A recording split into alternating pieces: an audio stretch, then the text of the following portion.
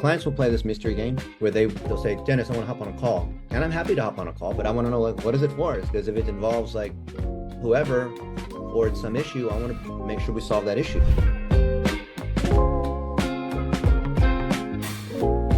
Kathy's gonna complain, so I've fielded lots of complaints. I've complained too, so I know both sides.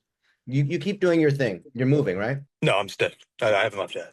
I just got to the car. I'm No, fine. you're driving and doing stuff, right? Or no? I was about to go help the cleaners move, but no, I'm just in the car right now. I haven't left. I'm still in the parking lot, so we're good I right can now. see where you are. No, but it sounded like you're busy doing something. I mean, this is more important, so let's focus on this. So you're saying that you don't think Kathy's going to go for it? You think she's just going to complain? Kathy replied to the email, and I replied back to her just now because she's played this mystery game. Clients will play this mystery game where they'll say, Dennis, I want to hop on a call. And I'm happy to hop on a call, but I want to know, like, what is it for? Because if it involves like whoever or it's some issue, I want to make sure we solve that issue. Like usually it's going to be, I'm not happy with Parker and I want to, doesn't have to like whoever. I'm not happy with Seth and I want to come vent to you. And because I don't want to tell Seth, so now I'm going to tell you all about it. I'm like, okay. That's happened to me hundreds of times, like anyone who's run a service business, they have dealt with this kind of scenario, right? So what I said to her, as you saw, was I copied you on it.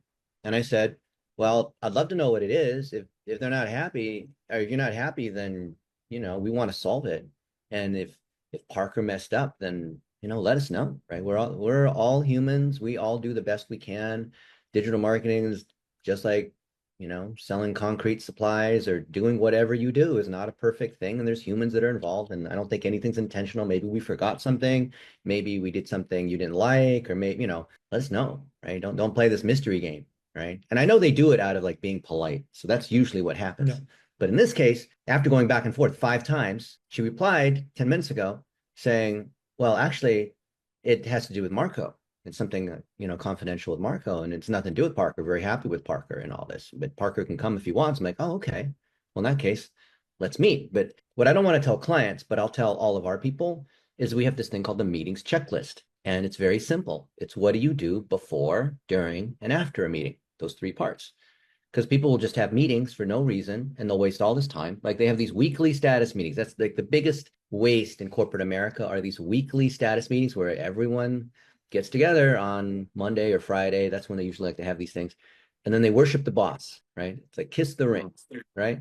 Where, okay, we have, let's say that I'm a team lead and I'm holding court, right? Because every Monday afternoon or whatever it is, all the team members come together and they worship Dennis, who's the king. And I sit on the throne and every one of the minions is waiting for their turn to then say, this is what I'm working on. And this is what I'm going to do. Okay, next minion. Yep. This is what I'm working on. This is what I'm going to do.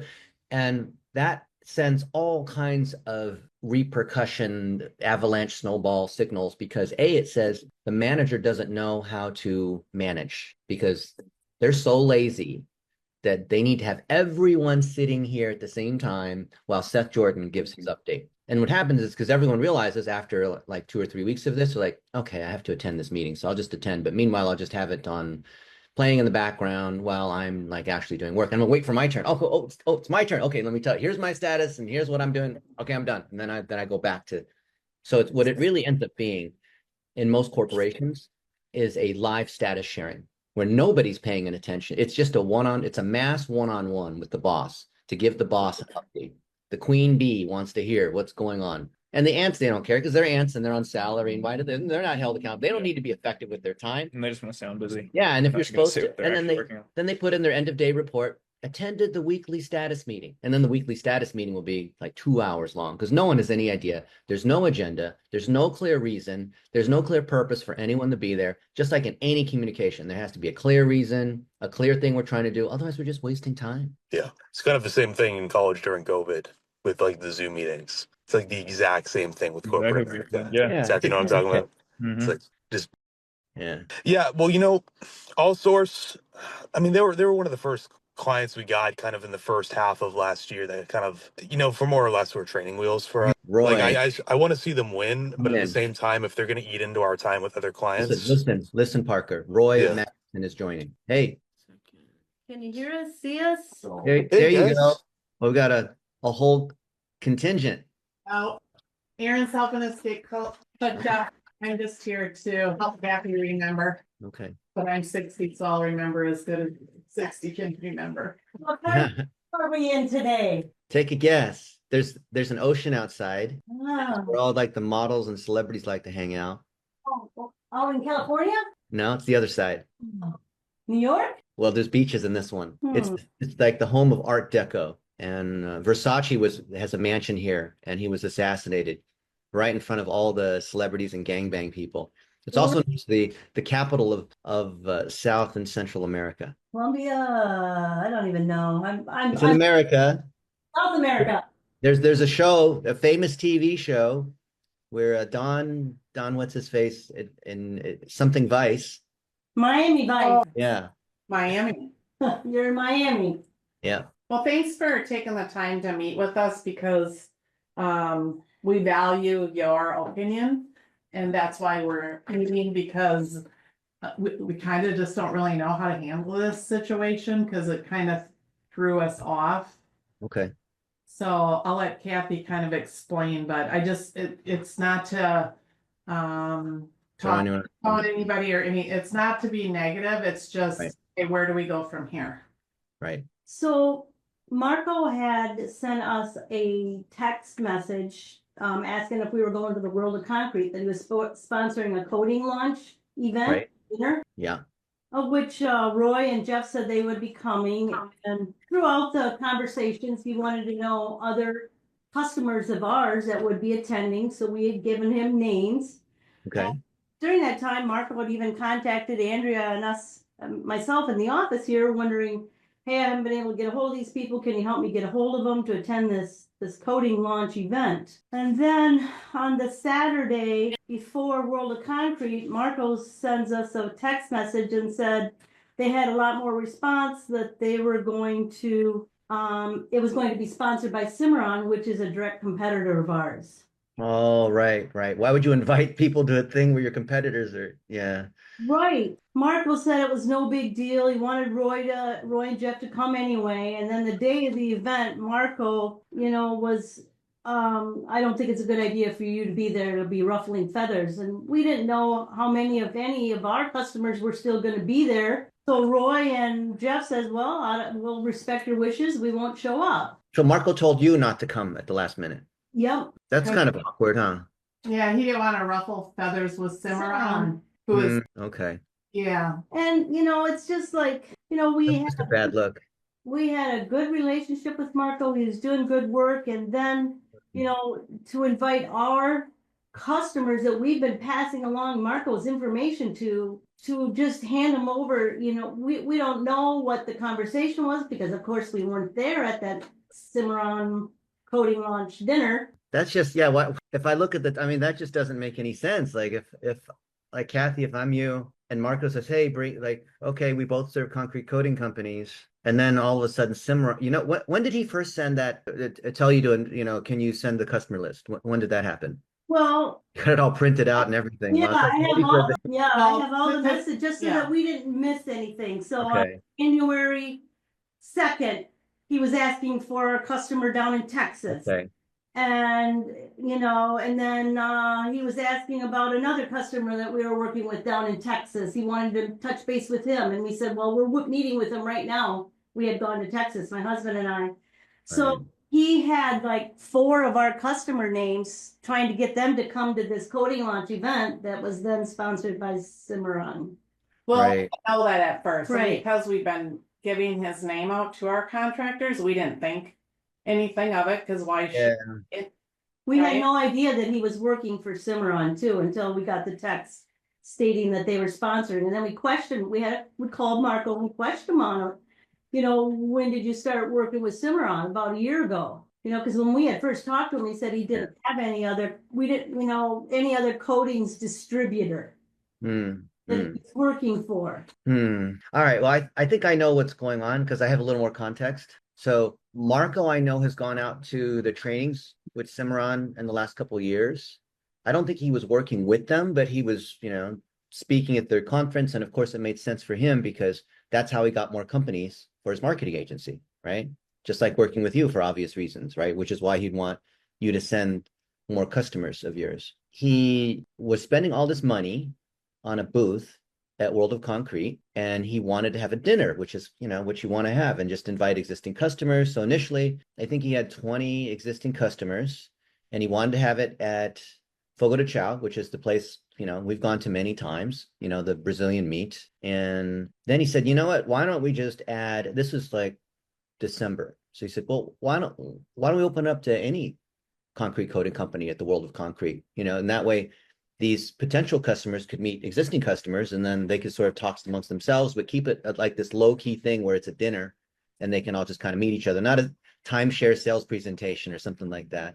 And he did some shopping. I guess he had an event last year. He did the same thing last year at World of Concrete where he held a dinner, but it's basically just appetizers. So the bill was only like $800. It was because when you have an event, It's everything expensive. costs in Vegas, especially, and if it's at a nice place, it's going to cost you because they add all this extra stuff like a room booking fee and all the service fees on top of the food being ridiculous and the alcohol's expensive and all that. So he was looking at these quotes and they wanted like $5,000 because that's how it is when you have events in Vegas. So I guess he was talking with Cimarron, and this was, I want to say, maybe the second week of January, maybe like 3 weeks ago. So it sounded like it was after he got these emails from you, or you sent him all that. And then he told me that Cimarron was willing to pay for half the meal. And we offered too. We said, well, we would have, if we'd have been given the opportunity, we would have sponsored the dinner as well.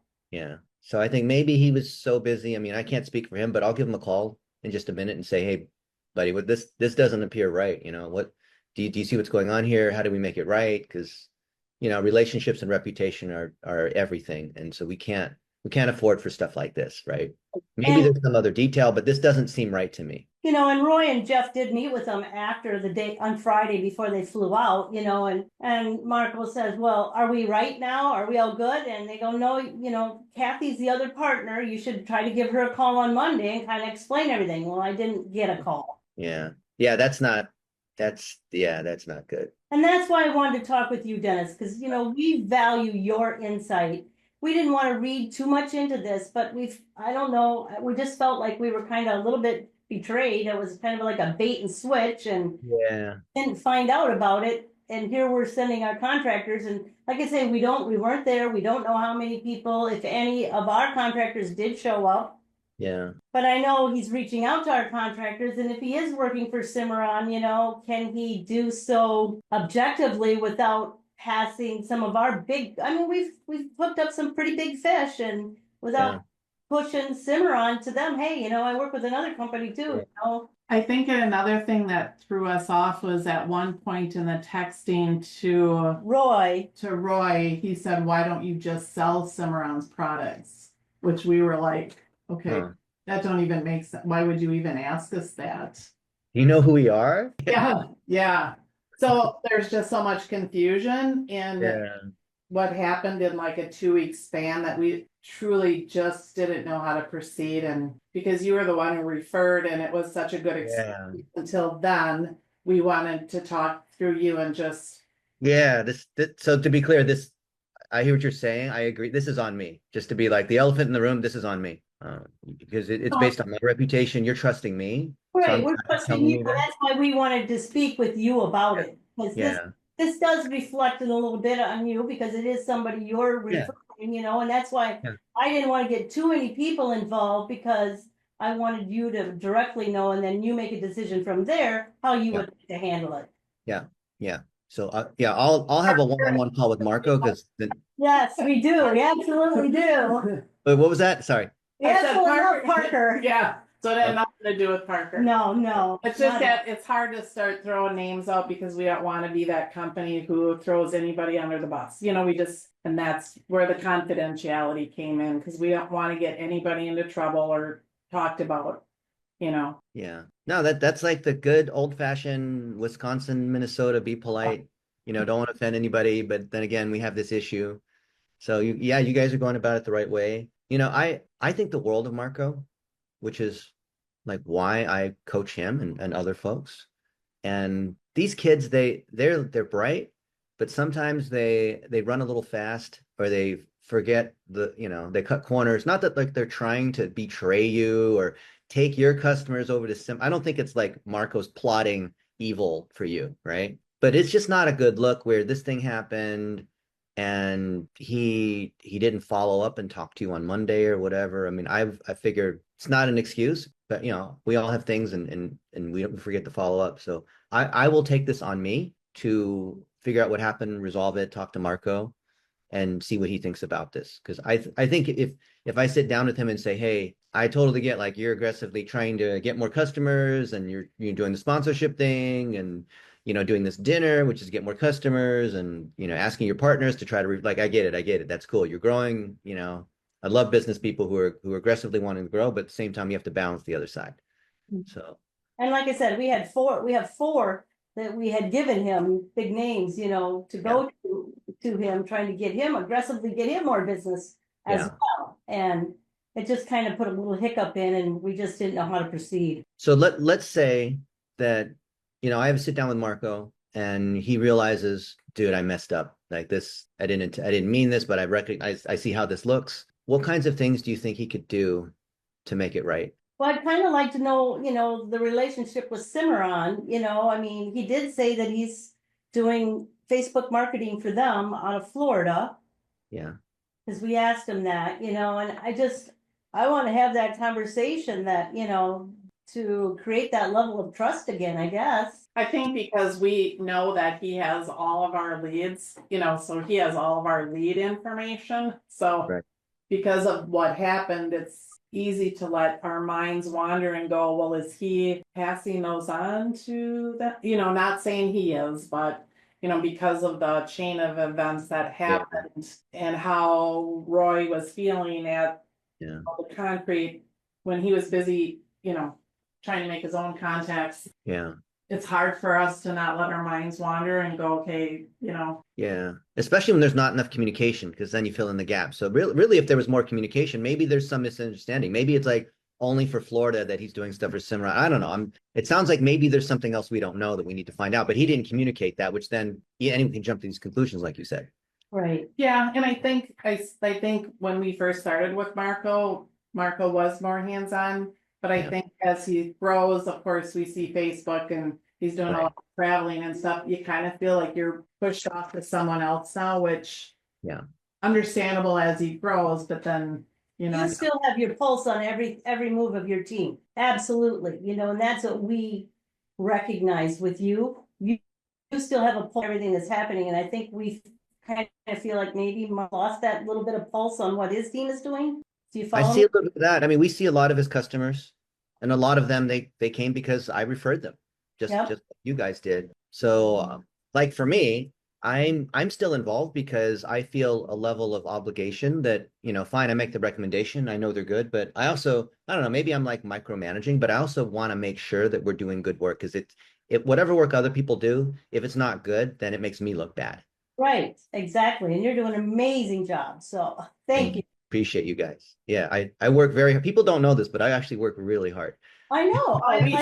We see it. We see you, constantly checking over everything your team is doing, making sure that, everything is the way you want to do it. And that's why we enjoy working with you on this. We really do. Well, we need to have the same thing for Marco and all of his customers. I mean, my observation on his business is he's grown very rapidly, as you've seen. Yeah. But he hasn't added enough people to keep up, which is a common issue with growing companies. Yeah. And that's just, I mean, there's AI and software and automation and all that, but there's a people ingredient. Yeah. Yes. And you know that too with your customers, right? Yep, we absolutely do. And that's our claim to fame is our customer service. And we're going to stick with that, that's top notch for us. And that way we want it to be that way. We want that open communication all the time. And that's why I thought best to have this open communication dialogue with you direct. Yeah. Then reach out to Marco via text to tell him, hey, this is Kathy from All Source. Can you please give me a call? But when he was out of World of Concrete, but he didn't reach out to me. Well, he's probably busy doing all his stuff. So I think this is the kind of thing where I will like sit down, I don't think this is like a text thing back and forth with Marco. I need to actually sit down with him. So either we FaceTime it or, he'll fly to, he's in Vegas all the time and I'm in Phoenix all the time. So obviously I'll try to talk to him today, but for for the purpose of the long term, you're like, I appreciate you letting us know because this helps him. This helps us. And we want to see him succeed. We're not trying to throw him under the bus. Right, right. Exactly. We want to keep this relationship going forward, but you know, without hiccups. Yeah. Yeah. I think we're all good people and things fall through the cracks. Yep. So I'll take this and follow up on it and get back to you. All right. We appreciate you, Dennis. Thank you so much. Appreciate you. Yep. All right. I'll see you.